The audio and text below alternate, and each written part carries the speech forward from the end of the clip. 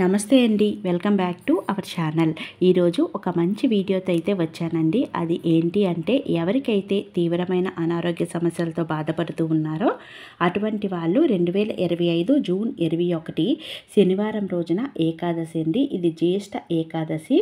అయితే ఈ రోజున వచ్చే ఏకాదశి చాలా విశేషమైన రోజండి. ఎందుకంటే శనివారము మరియు ఏకాదశి తిథి ఉంది.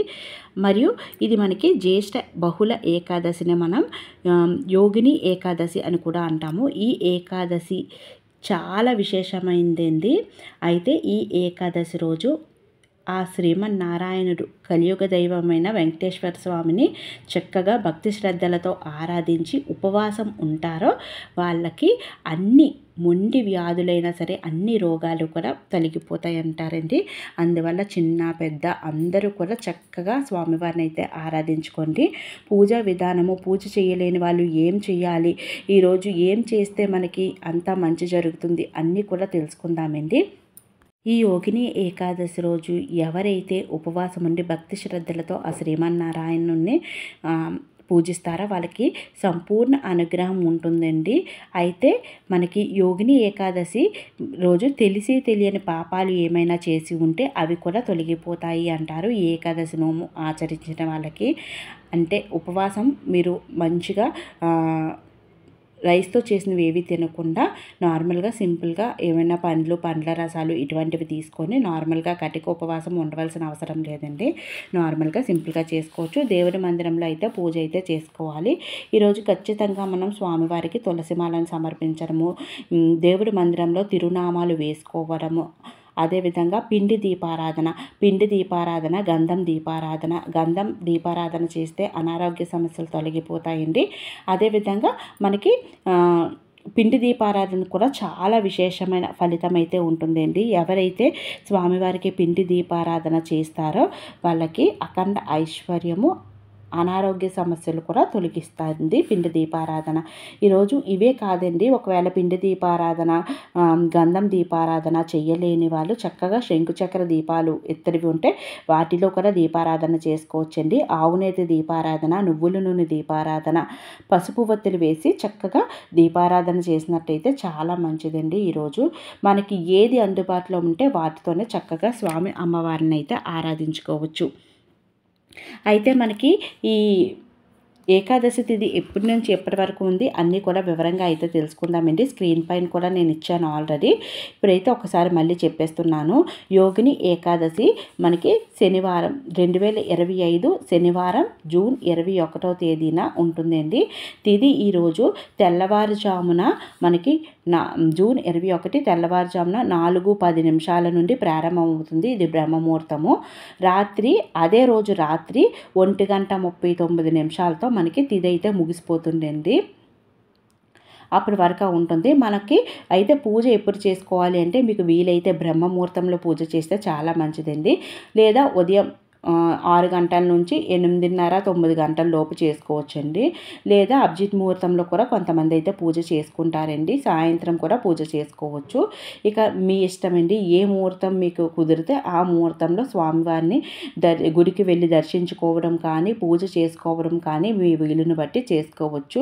ఒకవేళ పూజ చేసుకోలేము ఇంట్లో అనుకునే వాళ్ళు గుడికి వెళ్ళైనా సరే స్వామివారిని దర్శించుకొని చక్కగా నమస్కరించుకోండి.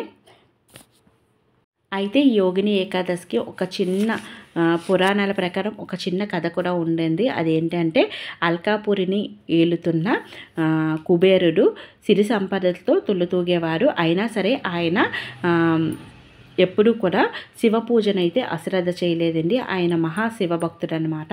ప్రతి నిత్యం కూడా శివర్చన లేనిదే అతని రోజు గడిచేది కాదు. అటువంటి అప్పుడు ఆయన రోజు కూడా శివర్చన కోసము పూలు తీసుకురావడానికి హేమమాలిని అనే యక్షిని నియమించుకున్నారు. అయితే రోజులు గడుస్తున్న రోజు అతను పువ్వులు తెస్తూ ఉండేవాడు. కుబేరుడు పూజ చేసుకుంటూ ఉండేవాడు. అయితే రోజులు గడిచే కొద్దీ ఆయనకు అంటే హేమమాలినికి వివాహం జరిగింది. స్వరూపవతి అనే యక్షినితో వివాహం జరిగింది. ఆవిడ మహా సౌందర్యవతి. ఆమె మోహంలో పడిపోయి ఒక్కరోజు హేమమాలిని శివార్చన కోసం పుష్పాలు తీసుకువెళ్లకుండా ఉంటే కుబేరుడు ఎందువల్ల తేలేదో ఆ కారణం కనుక్కొని ఆయనకైతే కారణం తెలుసుకొని శరీరం మీద మోహంతో ఇలా చేశావు, నీ శరీరం ఇలా ఉండడం వల్లే కదా నువ్వు చేశావు, అందుకని నువ్వు కుష్టి వ్యాధి గ్రస్తులు అవ్వాలి అని శాపం ఇస్తారు. శాపం ఇచ్చిన వెంటనే చాలా బాధపడతారు. ఇక భూమి మీదకి వెళ్ళిపోవాలి, నీ భార్యతో కలిసి ఉండడానికి వీలు లేదు అని శాపం ఇస్తారనమాట. హేమమాలినికి అప్పుడు మార్కండేయ ఋషి ఆశ్రమం అయితే కనిపిస్తుంది. ఆ స్వామివారిని ఈ విపత్తు నుంచి బయటపడేలాగా ఏదైనా మార్గం అడుగుదామని వెళ్తారనమాట. వెళ్తే అప్పుడు ఆ మార్కండేయ మహర్షి ఈ హేమమాలికి యోగిని ఏకాదశి రోజు ఉపవాసం ఉన్నట్టయితే, స్వామివారిని ఆరాధించినట్టయితే యథాశక్తి తను కుష్టి వ్యాధి అంతా కూడా తొలగిపోయి నార్మల్ స్థితికి వస్తాడు అని చెప్తారు, ఉపదేశిస్తారు.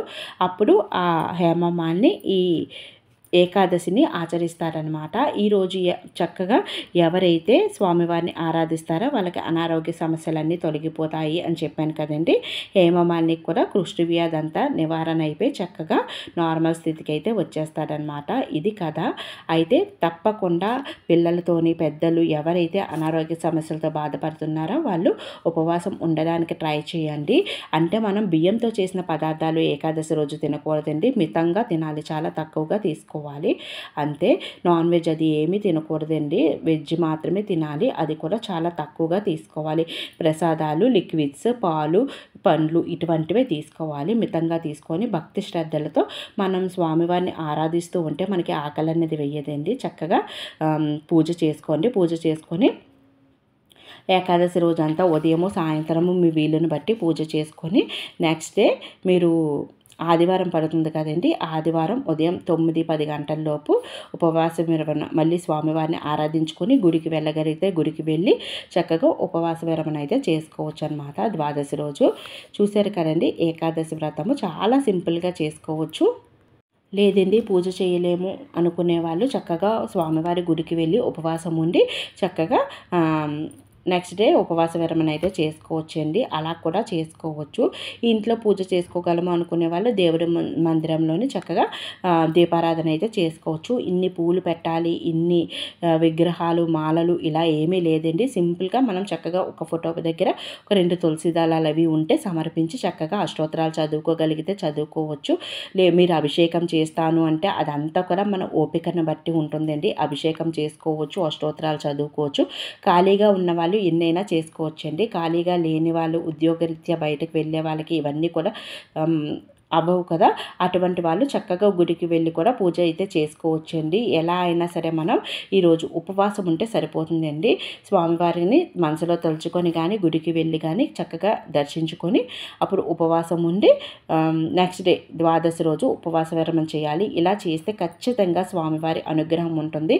అయితే చెడు మాట్లాడడము, చెడుగా ఎవరినైనా నిందించడము ఇటువంటివి ఏవి కూడా చేయకూడదండి. బ్రహ్మచర్యం పాటించాలి. నాన్ వెజ్ తినకూడదు.